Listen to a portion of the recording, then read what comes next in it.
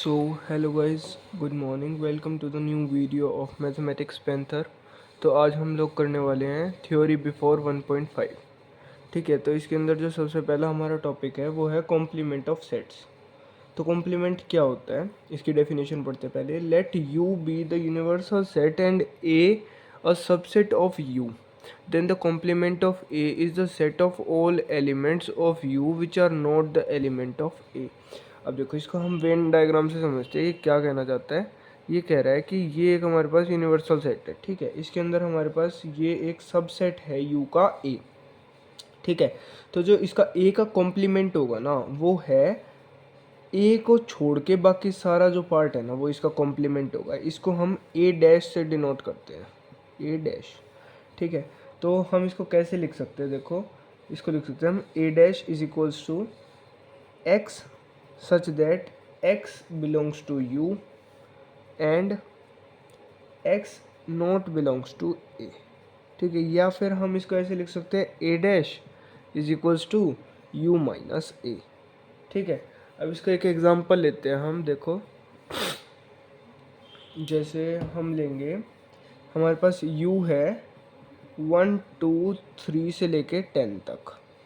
ठीक है, हमारे पास a है 1 3 5 7 9. ठीक है, अब हमें a डैश निकालना है, तो वो हम कैसे निकालेंगे. u के वो एलिमेंट्स जो a में है ना, वो a वाले हटा देंगे इसमें सारे. देखो 1 है, 1 को हटा दिया, 2 3 को हटा दिया, 4 5 को हटा दिया, 6 7 को हटा दिया, 8 9 को हटा दिया, 10. तो ये हमारे पास a डैश हो जाएगा. ठीक है, समझ गए. अब हम एक और एग्जांपल लेते हैं. देखो, जैसे हमारे पास u है 1 2 3 4 5 6.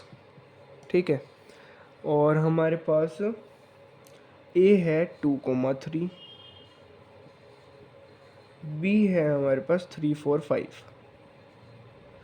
अब इस क्वेश्चन में आपको निकालना है a dash b dash, a dash intersection b dash, a union b और a dash union b dash.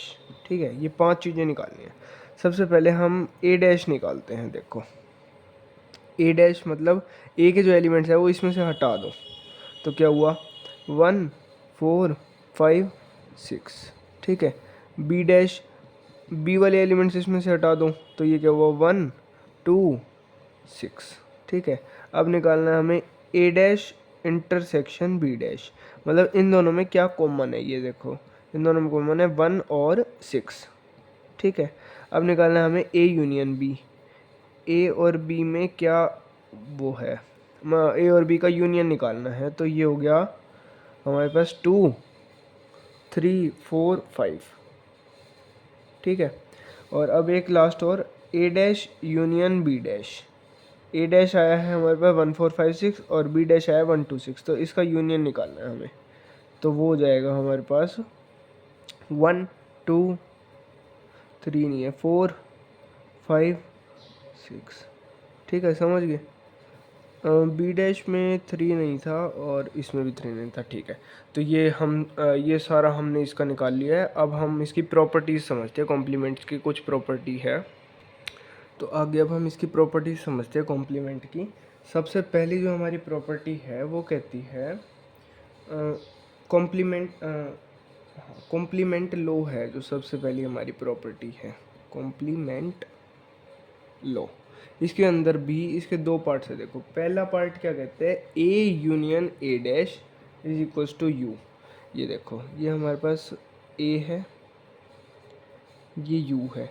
तो ए डैश मैंने बताया था, ये वाला पार्ट जो है हमारे पास ए डैश है. ए और ए डैश का यूनियन करेंगे तो वो यू ही आ जाएगा.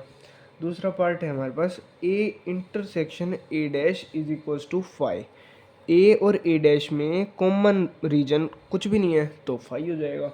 दूसरा जो हमारे पास है वो है डी मॉर्गन्स लॉ. ये तो वैसे ही बहुत काम का, ये आपका फिजिक्स में भी आता है क्लास 12th में.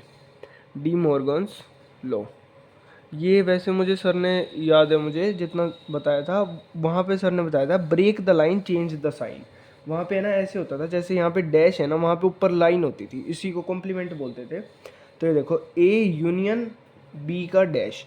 अब देखो इसको तोड़ना है हमें, मतलब इस पे और इस पे लाना है और चेंज द साइन, इसको उल्टा कर देंगे, ये यूनियन है कॉम्प्लीमेंट बन जाएगा। देखो ये साइन हमें इस पे लाए, इंटरसेक्शन ये साइन इस पे ले आए, ठीक है, ये चीज़ याद रखना।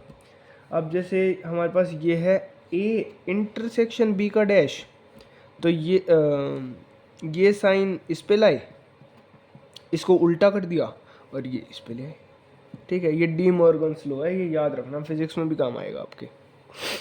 अब तीसरा जो है हमारे पास वो है law of double complement.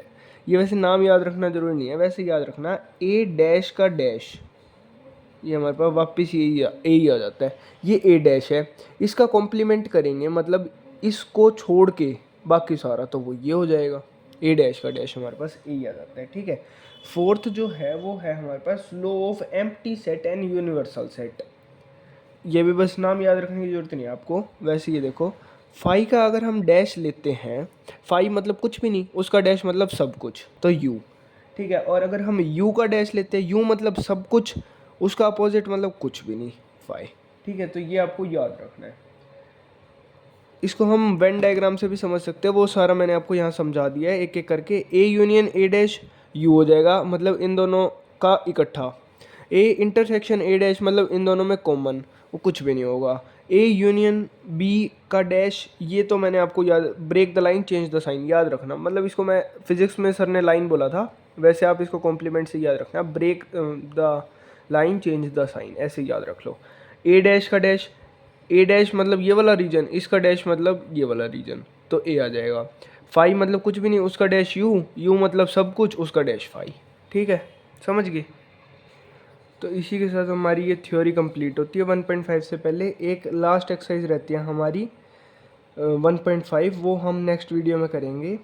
Video अच्छी लगी हो तो लाइक करना, चैनल पे नए हो तो सब्सक्राइब करना। तब तक के लिए thank you, tata, bye bye.